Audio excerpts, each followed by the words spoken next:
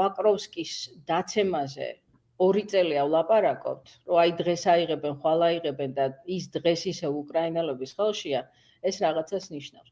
ზოგიერთი გათვლებით, ეს სამხედრო ექსპერტების მოსაზრებით თუ დაანგარიშებით და მათ შორის ომის კვლევების ინსტიტუტის ინფორმაციით, ბოლო 18 თვის განმავლობაში რუსეთმა მხოლოდ 1%-ით შეძლო წინ წაწერა.